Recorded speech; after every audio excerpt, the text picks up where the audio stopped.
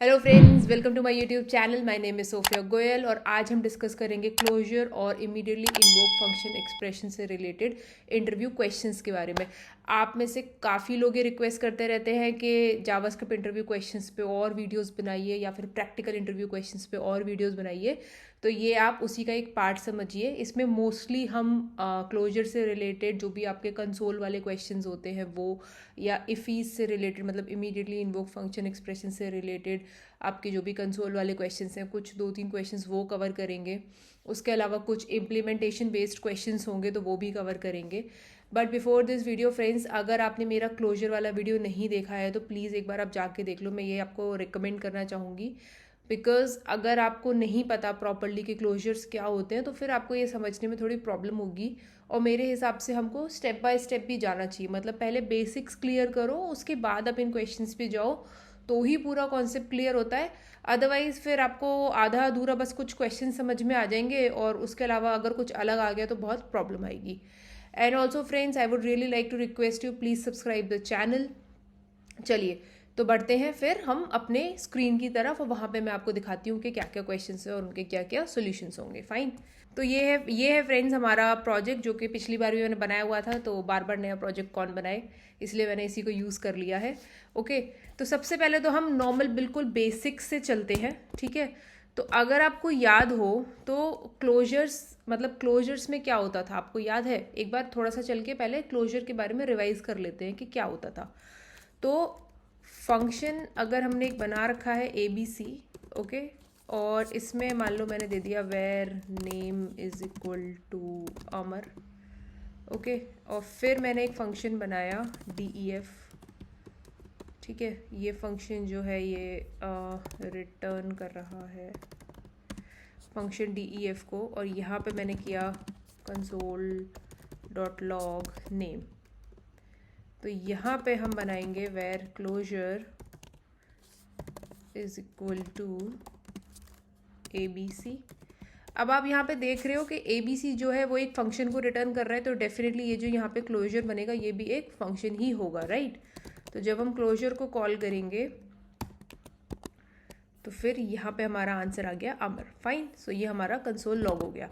तो friends, closure क्या होता था? क्लोजर होता था function with its lexical scope is called closure, यानी कि जिसके पास अपने लेक्सिकल एनवायरनमेंट के वेरिएबल्स का स्कोप अपने साथ जो लेके चलता है, जो अटैच करके चलता है, वो एक क्लोजर होता है। तो यहाँ पे अगर आप ये फंक्शन देखोगे तो इसके साथ ये जो नेम वेरिएबल है इसका लेक्सिकल स्कोप एसोसिएटेड है, ओके। तो इस वजह से ये जो फंक्शन है हमारा, ये एक हमारा क्लोजर फंक्शन हो गया। अब देखो, अब इसमें क्या चीज़ हो रही है, एक बेसिक सी बात पहले समझ लेते हैं जो कि आगे के बहुत सारे इंटरव्यू क्वेश्चंस में आपको हेल्पफुल होगी। फाइन। तो इसमें क्या है कि ये जो हमारा क्लोजर फंक्शन है ये इस वेरिएबल के स्कोप को साथ में लेके चल रहा है, मतलब ये एक तरीके से इस वेरिएबल की कैशिंग करके चलेगा, ठीक है। तो आगे आपको अगर किसी भी ऐसे क्वेश्चन में ज़रूरत पड़े जहाँ पे आपको सेम वेरिएबल की वैल्यू को बिना एक्सटर्नल किसी एंटिटी के मॉडिफाई करना हो या अपडेट करना हो या किसी तरीके से वैल्यू की कैशिंग करनी हो, क्योंकि यहाँ पे अगर आप देख रहे हो ना कि अगर मैं इस वेरिएबल को मॉडिफाई करने के लिए यहाँ पे कुछ लिखूँ, ठीक है, तो उसमें क्या होगा कि ये जो मतलब ये फंक्शन इसके स्कोप को लेके चल रहा है और वैल्यू कैश होती जाएगी, जिसकी वजह से ये वैल्यू इस फंक्शन को बार बार कॉल करने पे चेंज होगी। इसके बारे में आगे हम एक एग्जांपल डिस्कस करेंगे और मैं आपको थोड़ा और समझाने की कोशिश करूंगी। बट फिलहाल एक चीज़ आप ध्यान रखना कि वेरिएबल की वैल्यू अगर आपको मेमोरी में रखनी है, उसकी इनकैप्सुलेशन करके रखनी है और फिर उसको बार बार यूज़ करना है, कॉल करना है या अपडेट करना है without any external things updating it, तो वहाँ पे हमको क्लोजर्स की ज़रूरत पड़ती है, ओके। तो पहले तो ये थोड़े से बेसिक्स आई होप आपके क्लियर हो गए होंगे, नहीं हुए हैं कोई दिक्कत नहीं है, आगे हम और एग्जांपल्स डिस्कस करेंगे, उससे आपको और अच्छे से समझ में आएगा। फाइन। तो चलिए आप देखते हैं कि पहला क्वेश्चन क्या है, ठीक है। तो अभी फिर से फंक्शन लिखते हैं, okay. Function A B C, इसमें फिर से डाला var name is equal to Sophia, और यहाँ पे फिर से बनाया function D E F console dot log name. अब अगर मैं इसको बाहर से कॉल करने की जगह अंदर से ही कॉल कर लेती हूँ, ठीक है। तो अब जब हम ए बी सी को कॉल करेंगे तो क्या लॉग होना चाहिए? यहाँ पे ये सोफिया लॉग होना चाहिए। फाइन, ये तो हमको पता ही है, जस्ट मैं आपको दिखा दे रही हूँ। फिर से रिफ्रेश कर लेते हैं। देखिए ये सोफिया लॉ हो गया, ये हम सबको पता है, लेकिन अगर इसी को कोई थोड़ा सा भी ट्विस्ट करके अगर आपको दे देगा, अगर वो आपसे बोलेगा कि यहाँ की जगह यहाँ डिक्लेरेशन हो गई वेरिएबल की, तब क्या होगा? फाइन, तब क्या आंसर आएगा? तो तब भी फ्रेंड्स सेम ही आंसर आएगा, कोई डिफरेंस नहीं पड़ने वाला। एक काम करते हैं, प्रिजर्व लॉग को बंद कर देते हैं, वरना आप कंफ्यूज ही होते रहोगे कि क्या चल रहा है। फाइन, ओके, अब एक ही बार आएगा जो भी आएगा हर क्वेश्चन के लिए, तो यहाँ पे भी यही आंसर आएगा। ठीक है, तो एक चीज़ तो ये होती है, कोई भी इंटरव्यूअर आपसे किसी भी क्वेश्चन को किसी भी तरीके से ट्विस्ट करके पूछ सकता है, तो ये थोड़े से हमारे बेसिक्स क्लियर रहने चाहिए। फाइन, अब बात करते हैं कि मान लो फंक्शन के अंदर फंक्शन की कॉल हो रही है, तब क्या होगा? ठीक है, अब यहाँ पे मैंने लिख दिया फिर से हमारा var name is equal to John. Okay, John. अब यहाँ पे मान लीजिए एक फंक्शन के अंदर फंक्शन, और फिर एक इसके अंदर मैंने एक और नाम रख दिया, var name is equal to, हम अपना पुराना वाला नाम रख लेते हैं, अमर। ओके, और फिर अब हम यहाँ जाएंगे, फिर से एक फंक्शन कॉल कर लेंगे, फंक्शन एक्स वाई जेड, और यहाँ पे करेंगे console dot log name. Okay, तो अब इसमें क्या होगा, कौन से वेरिएबल का स्कोप लेगा, किसको जाएगा, किसको उठाएगा? ठीक है, इसमें क्या होगा बेसिकली फ्रेंड्स कि ये जो अपना सबसे पहले वाला इसको लेक्सिकल स्कोपिंग में फंक्शन मिलेगा, उसके स्कोप को पिक करेगा। ठीक है, सॉरी हमने डी ई एफ और एक्स वाई जेड कॉल नहीं करे हैं, एक्स वाई जेड यहाँ पे, और इस फंक्शन के बाहर हमने डी ई एफ की कॉल कर दी। फाइन, तो इसको जिस फंक्शन में सबसे पहले ये मिलेगा उसके वेरिएबल को ये पिक कर लेगा। ठीक है, तो अब चेक करते हैं क्या आया, अमर आ गया। फाइन, एक चीज़ और देख लेते हैं, फॉर एग्जाम्पल ये यहाँ पे होता ही नहीं ये वाला वेरिएबल। ओके, तो ये किसको पिक करता है? क्या ये किसी भी चीज़ को पिक करेगा या फिर अनडिफाइंड प्रिंट कर देगा? तो यहाँ पे देखिए, यहाँ पे आ गया जॉन। बेसिकली क्या होगा, वो अपने पेरेंट के स्कोप में चेक करता हुआ जाएगा, अगर यहाँ नहीं मिल रहा तो फिर आगे देखेगा, अगर मिल जाएगा तो फिर उसको प्रिंट कर देगा। फाइन, तो ये कुछ बेसिक छोटे मोटे ट्विस्ट वाले क्वेश्चंस होते हैं जिसमें कि हम काफ़ी ज़्यादा कंफ्यूज हो जाते हैं, इसलिए मुझे लगा कि पहले इनको क्लियर कर देते हैं। ओके, आई होप आपको ये समझ में आ रहे होंगे, नहीं आ रहे हैं तो फिर एक बार फिर से स्टार्ट करके आप वीडियो को देख सकते हो। तो फ्रेंड्स ये है हमारा नेक्स्ट क्वेश्चन, जो कि हमारा एक तरीके से इमीडिएटली इन्वोक फंक्शन एक्सप्रेशन से भी रिलेटेड है और क्लोजर से भी रिलेटेड है, बिकॉज इसमें एक दूसरा फंक्शन रिटर्न हो रहा है। फाइन, तो ये हमारे सबसे पहले तो ये बात करते हैं कि इमीडिएटली इन्वोक फंक्शन एक्सप्रेशन क्या होते हैं, यानी कि ये होते हैं हमारे सेल्फ इन्वोक्ड फंक्शन एक्सप्रेशंस। ये क्या होता है, ये हमने एक फंक्शन बना रखा है जिसको हम उसी टाइम बनाते हैं, उसी टाइम कॉल कर देते हैं, तो ये वन टाइम बनता है, वन टाइम ही कॉल होता है। फाइन, और ये भी एक तरीके से वेरिएबल्स को प्राइवेट रखने के लिए और इनकैप्सुलेशन के लिए यूज होता है, बिकॉज जो भी इसमें वेरिएबल आप अंदर डिफाइन करोगे वो इसके प्राइवेट वेरिएबल्स हैं,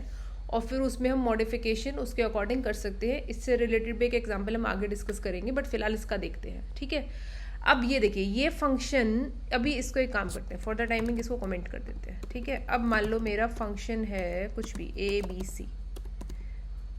सी। ओके, यहाँ आ गए। अब इसको इमीडिएटली इन्वोक फंक्शन एक्सप्रेशन बनाने के लिए हम क्या करेंगे, इसको हम ऐसे ब्रैकेट्स में डाल देंगे, और फिर इसको क्योंकि हमें उसी टाइम पे कॉल भी करना है, तो कॉल हम कैसे करते हैं, ऐसे करते हैं ना किसी भी फंक्शन को, जैसे अगर यही एक सेपरेट फंक्शन होता ए बी सी, तो फिर इसको हम कॉल कैसे करते हैं, ए बी सी ऐसे करके, राइट। तो वही चीज़ है, यहाँ पे इसको हम कॉल कर देते हैं। अब इस फंक्शन में अगर आर्ग्यूमेंट होगा तो वो आर्ग्यूमेंट कहाँ पास होगा, यहाँ पास होगा, राइट। मान लो 1 जो भी था, तो सेम चीज़ इसमें होती है कि इस फंक्शन में यहाँ पे जो आर्ग्यूमेंट है उसको हम कॉलिंग के टाइम पे यहाँ पास करेंगे। ओके, आई होप बहुत बेसिक सी चीज़ है, आपको क्लियर हो गई होगी।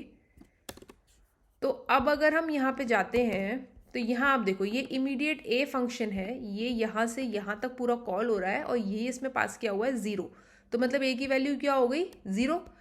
अब इसे दूसरा फंक्शन रिटर्न किया है जिसको इमीडिएट बी, जिसमें बी है, ये यहाँ से यहाँ तक कॉल हो रहा है, मतलब यहाँ जो पास हो रहा है वो है बी, वो हो गया 1। फाइन, तो अब यहाँ पे क्या प्रिंट करवा रहा है, कंसोल डॉट लॉग ए मतलब क्या था, 0, हमने पहले देख लिया था। तो अब इसमें क्या वैल्यू आएगी, फिर से रिफ्रेश करेंगे, सॉरी सेव नहीं किया है हमने। ओके, तो यहाँ पे वैल्यू आ गई हमारी 0। तो आई होप आपको ये समझ में आ गया होगा कि किस तरीके से ये वैल्यूज़ यहाँ से पिक करता है। और ये फ्रेंड्स क्वेश्चन बहुत सिंपल होते हैं, आपको सुनने में सिंपल लग रहे होंगे, लेकिन जब इंटरव्यू के लिए कहीं पे रिटन टेस्ट या कुछ भी होता है तो हम बहुत कंफ्यूज हो जाते हैं, इसलिए हमको बस अपने कॉन्सेप्ट्स पे फोकस करना है और चीज़ें बहुत क्लैरिटी से समझनी है, तो मोस्टली क्वेश्चंस काफ़ी इजी ही होते हैं। फाइन, तो फ्रेंड्स ये है हमारा नेक्स्ट क्वेश्चन। अब ये क्वेश्चन क्लोजर से रिलेटेड तो नहीं है, बट ये अगेन इफीज से रिलेटेड हो गया और ये थोड़ा सा हमारा वेयर और लेट के स्कोप से भी रिलेटेड है। तो ये भी बड़ा बेसिक सा क्वेश्चन है। क्या है, यहाँ पे एक लेट डिफाइन है एनवायरनमेंट में, जो कि let count is equal to 0 है, और ये देखिए ये इमीडिएटली इन्वोक फंक्शन एक्सप्रेशन है जो कि कॉल हो रहा है। अब सिंपल, यहाँ पे कोई आर्ग्यूमेंट नहीं है, यहाँ पे भी कोई आर्ग्यूमेंट नहीं है, तो कोई इश्यू नहीं है। अब यहाँ पे क्या आ गया, if count equal to 0 let count is equal to 1 और कंसोल डॉट लॉग काउंट। तो यहाँ तो सिंपल सी चीज़ है कि काउंट इज इक्वल टू 1 ही आएगा, लेकिन यहाँ पे क्या लॉग होगा, इस वाले कंसोल में यहाँ पे क्या लॉग होगा। तो फ्रेंड्स ऐसा नहीं है, अगर ये कोई नॉर्मल फंक्शन होता या फिर ये वेर से डिक्लेयर्ड होता तो फिर ये था कि वेर तो हमारा फंक्शन स्कोप्ड होता है, जो कि अगर हमने यहाँ इंक्रीज कर दिया तो उसकी वैल्यू यहाँ पे भी सेम ही हो जाएगी। लेकिन ये लेट है, तो लेट क्या होता है, लेट हमारा ब्लॉक स्कोप्ड होता है और हमने लेट लिख के वापस से वेरिएबल को रीडिफाइन करा है। इस बात में कंफ्यूज मत होना, अगर यहाँ पे हम सेम वेरिएबल की वैल्यू को चेंज कर देते, यानी कि ऊपर वाले वेरिएबल की वैल्यू को चेंज करेंगे तो वो वैल्यू सेम रहेगी, लेकिन जब हमने इसके आगे लेट लगा दिया तो इसका मतलब ये इस पूरे स्कोप में रीडिफाइन हो गया। यही डिफरेंस होता है वेयर लेट वगैरह में। अगर आपको ये डिफरेंसेस नहीं पता तो मैंने एक वीडियो पूरा वेयर लेट कॉन्स्ट के डिफरेंसेस पे भी बना रखा है, आप चाहो तो वो रेफर कर सकते हो, बट फिलहाल ऐसे ही होता है। ठीक है, तो ये हो जाएगा 1, लेकिन इसका जो स्कोप है वो 0 का 0 ही रहेगा। फाइन, तो चेक कर लेते हैं एक बार स्क्रीन पे इसको। ओके, तो यहाँ आ गया 1 और ये आ गया 0। ठीक है, ये मैं आपको एक चीज़ और करके दिखा देती हूँ। देखो जो मैं बोल रही थी आपसे, राइट, अभी क्या हुआ, हमने यहाँ पे लेट नहीं लगा रखा तो ये यहाँ पे इस ब्लॉक में रीडिफाइन नहीं हुआ, तो ये क्या हुआ, इसी सेम वेरिएबल की वैल्यू अपडेट हो गई, इस वजह से यहाँ पे काउंट की वैल्यू इंक्रीज होके 1 आ गई। तो वही फ्रेंड्स, अगेन घूम फिर के बात ना बेसिक्स पे ही आ जाती है। ठीक है, अब चलते हैं फ्रेंड्स अगले क्वेश्चन की तरफ। तो ये तो हमारे हो गए कंसोल्स और कंसोल लॉगिंग वाले क्वेश्चंस, जो कि मैंने आपसे बोला ही था बताने के लिए। ठीक है, इसके बाद आ जाते हैं हम थोड़े से इम्प्लीमेंटेशन बेस्ड क्वेश्चंस पे। तो सबसे पहले तो मैं आपको एक छोटा सा क्वेश्चन और दिखा देती हूँ, जो कि हम पहले भी एक बार डिस्कस कर चुके हैं, बट अब हम इसको दूसरी अप्रोच से सॉल्व करने के लिए डिस्कस करेंगे। फाइन, तो ये है हमारा क्वेश्चन। ठीक है, तो यहाँ पे देख रहे हो आप, एक फॉर लूप चल रहा है, एक सेट टाइम आउट है जो कि कंसोल लॉग कर रहा है आई की वैल्यू को और 1 सेकेंड के बाद प्रिंट कर रहा है। तो ये फ्रेंड्स मैं अपने tricky JavaScript interview questions and answers के वीडियो में एक बार पहले भी डिस्कस कर चुकी हूँ इस क्वेश्चन के बारे में। तो इसका क्या रिजल्ट होता है और क्यों होता है, एक बार आप चाहो तो वहाँ भी देख सकते हो, बट थोड़ा सा फिर भी ब्रीफ कर लेते हैं यहाँ पे। तो बेसिकली क्या होगा कि ये 1 सेकेंड के बाद बेसिकली जो वेरिएबल होगा वो उस वैल्यू को स्टोर रखेगा, और फिर एट द एंड क्या होगा कि जो वेर की वैल्यू है आफ्टर 1 सेकेंड यहाँ पे 3 हो चुकी होगी, जिसकी वजह से ये यहाँ पे 3 3 और 3 प्रिंट होगी। फाइन, तो ये देखो यहाँ पे 3 बार 3 दिखा दिया इसने। ओके, तो ये अब इसके लिए ये क्वेश्चन क्या होता है, एक तो इस तरीके से आता है कि क्या लॉग होगा, तो वहाँ आप देख रहे हो क्या लॉग हुआ। अब पूछा जाता है कि इसका सॉल्यूशन क्या होगा, तो 2 सॉल्यूशन होते हैं। एक जो मैंने पिछली वीडियो में बताया था वो था कि वेर की जगह लेट कर दो, बिकॉज अगेन पिछले क्वेश्चन में मैंने आपको बताया ना कि लेट ब्लॉक स्कोप्ड होता है, तो ये हर जगह ये ब्लॉक स्कोप में इसकी वैल्यू बार बार चेंज होगी और इसकी वजह से ये जो है ये करेक्ट हो जाएगा। फाइन, तो ये हो गया 0 1 2। लेकिन इसके बावजूद भी कुछ लोग होंगे जो आपसे पूछेंगे कि इसको और किस तरीके से फिक्स किया जा सकता है। तो पहले तो मैं आपको ये रिक्वेस्ट करूंगी कि वीडियो पॉज करो और सोचो कि कैसे फिक्स किया जा सकता है, क्योंकि अभी हमने वो चीज़ डिस्कस करी है जस्ट। ठीक है, तो चलिए, अब आपने अगर पॉज करके सोच लिया होगा तो ठीक है, अदरवाइज सोल्यूशन तो है ही। तो अब देखिए दूसरी चीज़ हमारे पास क्या थी, दूसरी चीज़ थी हमारे पास immediately invoked function expression. Because जो हमारा इमीडिएटली इन्वोक फंक्शन एक्सप्रेशन है वो वेरिएबल को अपने को प्राइवेट रखता है, उसका स्कोप अपने पास रखता है। ठीक है, तो अब यहाँ पे क्या कर सकते हैं हम कि अगर मैं इस पूरे को एक इमीडिएटली इन्वोक फंक्शन एक्सप्रेशन में रैप कर दूं तो क्या होगा, तो हमारे हर फॉर की कॉल पे एक नया इफ़ी फॉर्म होगा, और उस इफ़ी में अगर मैं इस आई को एज एन आर्ग्यूमेंट पास कर दूं तो हर बार वो अपडेटेड वैल्यू को पिक करेगा और ये फिक्स हो जाएगा। आई होप आपको समझ में आया होगा कि हम क्या कर रहे हैं, एक इफ़ी में रैप कर रहे हैं, तो हर लूप पे एक नया इफ़ी फॉर्म हो रहा है, जिसकी वजह से उसमें हम हर बार आई की नई वैल्यू जा रही है। अगर हम उसमें I as an argument pass करेंगे तो ऐसे नहीं चली जाएगी। फाइन, तो करके देखते हैं, ठीक है। आप भी चाहो तो वीडियो पॉज करके एक बार आप ट्राई करके देख सकते हो कोडिंग लेवल पे। तो यहाँ पे हम गए, हमने बना लिया इमीडिएटली इन्वोक फंक्शन एक्सप्रेशन, ठीक है। ये जो फंक्शंस होते हैं ना फ्रेंड्स, ये एनोनिमस फंक्शंस भी हो सकते हैं, बिकॉज आपको इनको दोबारा कहीं कॉल नहीं करना है, तो यहीं का यहीं कॉल होगा, तो इसमें नेमिंग करने की कोई ज़रूरत नहीं होती है, ठीक है। मतलब मर्जी है आपकी, करना चाहो तो कर भी सकते हो, बट नेसेसरी नहीं है, ठीक है। यहाँ पे हमने ये कॉल कर लिया और यहाँ पे जो है हमारा ये आई पास हो रहा है, फाइन। अब देखो ये यहाँ पे भी सही आ गया,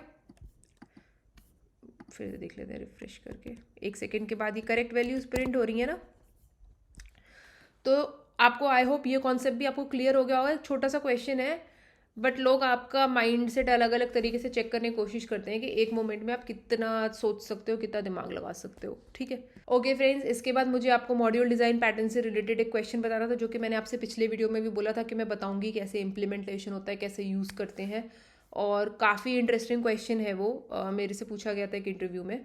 तो पर अभी ऑलरेडी टाइम बहुत एक्सीड कर गया है, तो ये मैं आपको अगले किसी वीडियो में बना के अलग से बता दूंगी। और इसके अलावा एक मेमोराइज्ड सम फंक्शन का क्वेश्चन होता है, जो कि अगेन काफ़ी इंपॉर्टेंट क्वेश्चन है और काफ़ी मतलब अच्छे लेवल के इंटरव्यूज में पूछा जाता है।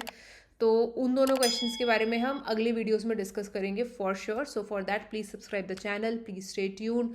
वीडियो पसंद आया तो प्लीज़ लाइक करना, एंड कुछ डाउट हो तो कमेंट सेक्शन में ज़रूर पूछना। Till then, see you in the next video, bye bye.